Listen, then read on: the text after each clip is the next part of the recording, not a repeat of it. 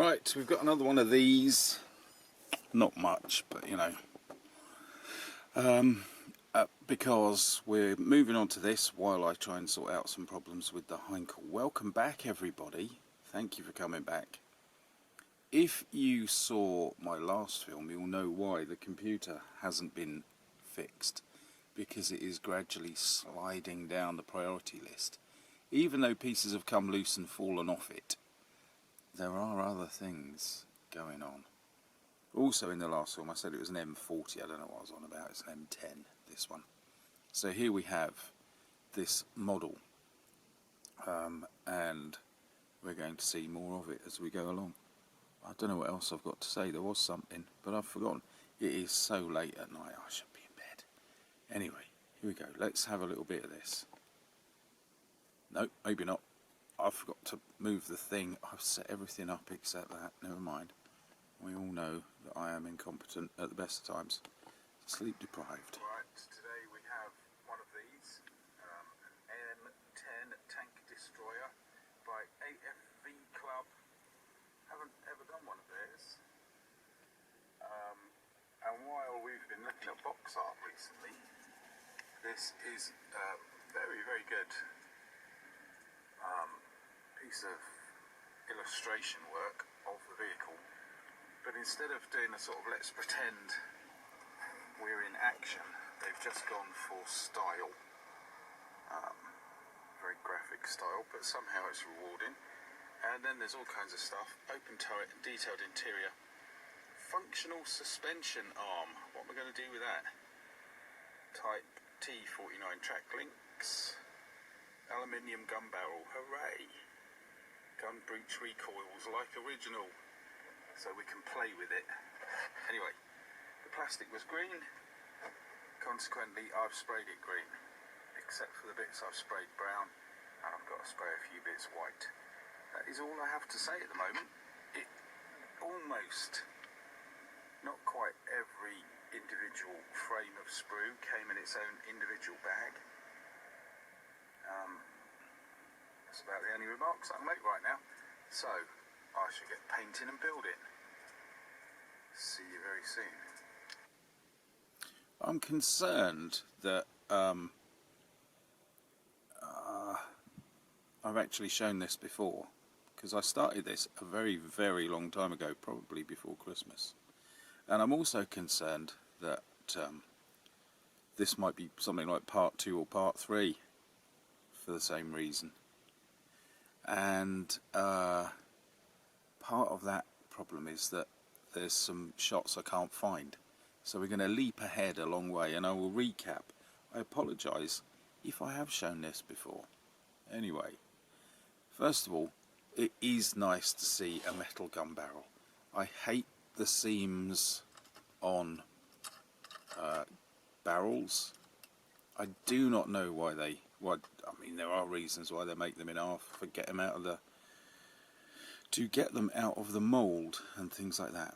But a good metal barrel is a marvel, because it just works. It's just successful. That's all. That's all there is to it. The other thing that is worth mentioning is that suspension, because I have to say it was exceptionally good. Fiddly to the point of a little bit annoying, but it really was good. And I have done them in slightly, as long-term followers will know, I can't be bothered with moving parts because I'm not going to play with it.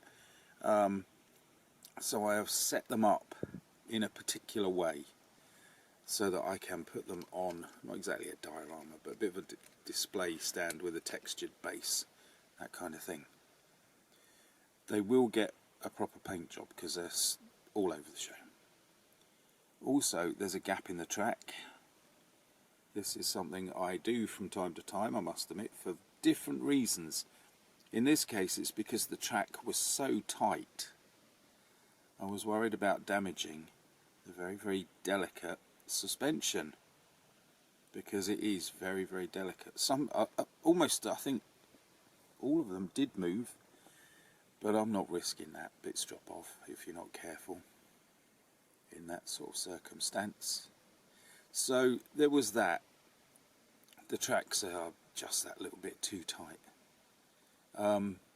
Then I started putting the hull together. That's fine. You get a nice engine down the front, and obviously down the front, you know that. No, it's not, but the drive system, the engine at the back. But you get all the interior gubbins, which I showed.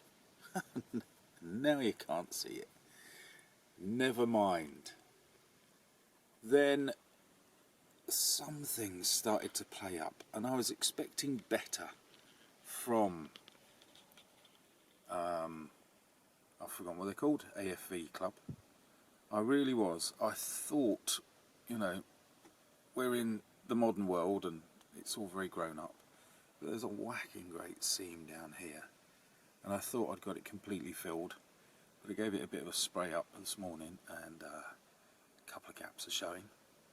The other thing, I ground to a halt completely, and I thought I'd lost parts, because the instructions were saying something and it wasn't the case. I just couldn't work out what the problem was.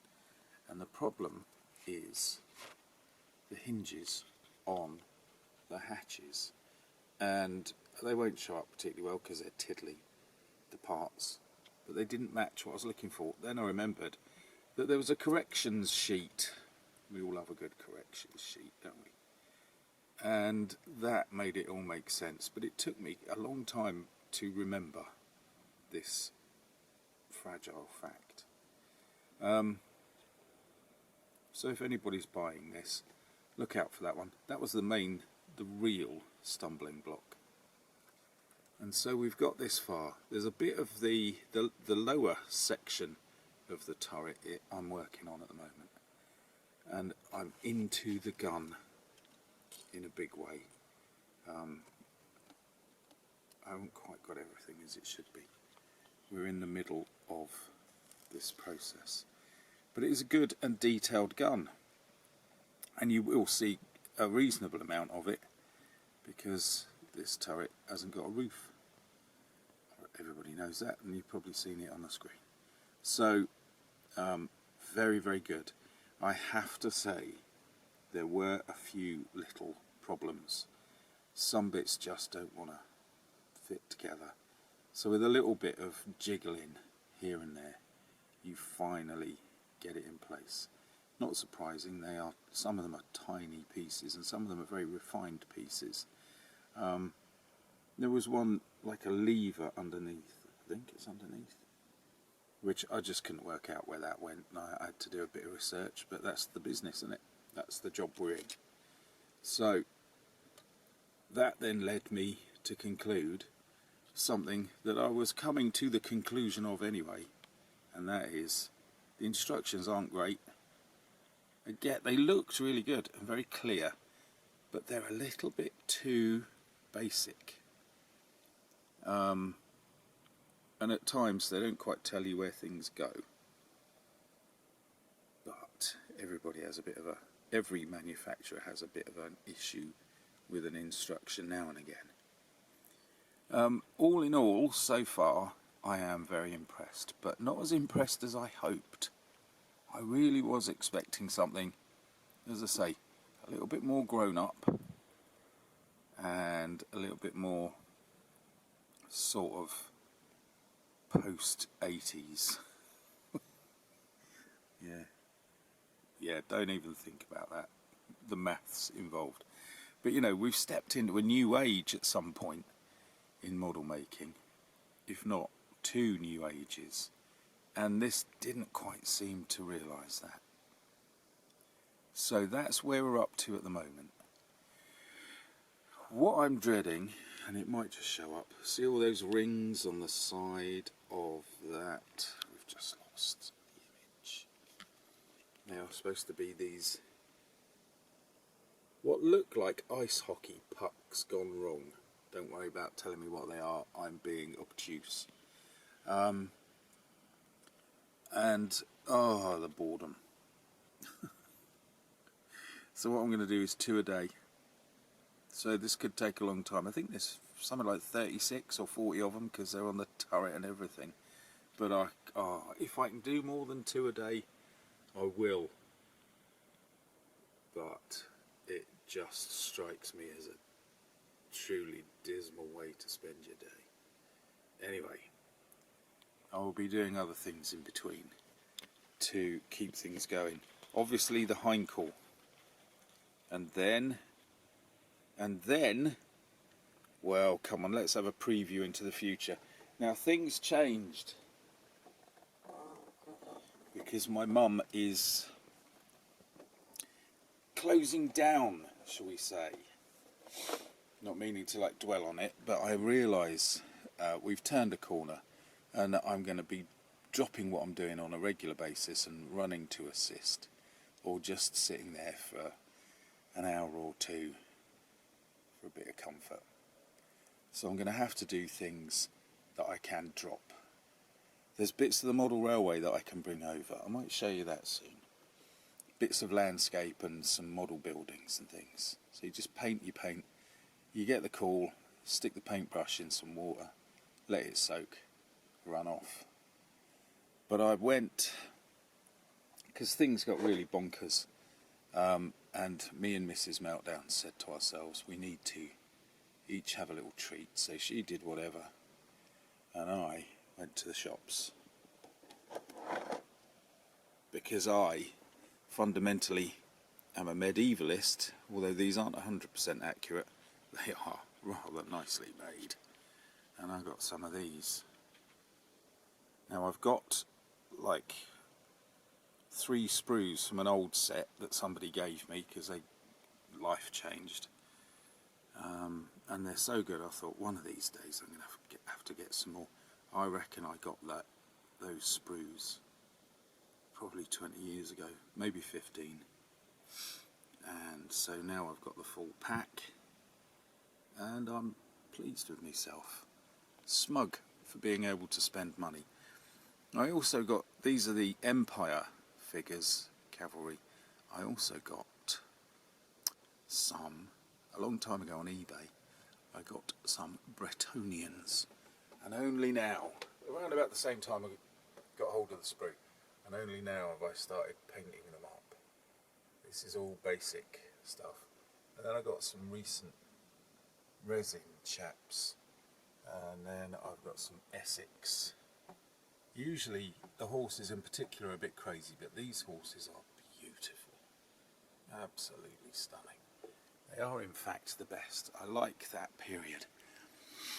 I can do the medieval period and I can stretch it into the early 1500s, the very early part of the proper Renaissance, or the Renaissance proper. Post-fall of Constantinople, post-Battle of Bosworth, and the Emperor Maximilian pushing armour design and things. And they are lovely. So this will be another one of those ongoing thingies, and it will drop in from time to time. I will say enough's enough. Thank you for watching. See you again soon. I do hope the hindcall will start to move along. And yeah, best of luck. Have a wonderful Easter. Eat some eggs. Have a look at... yeah, tell you what,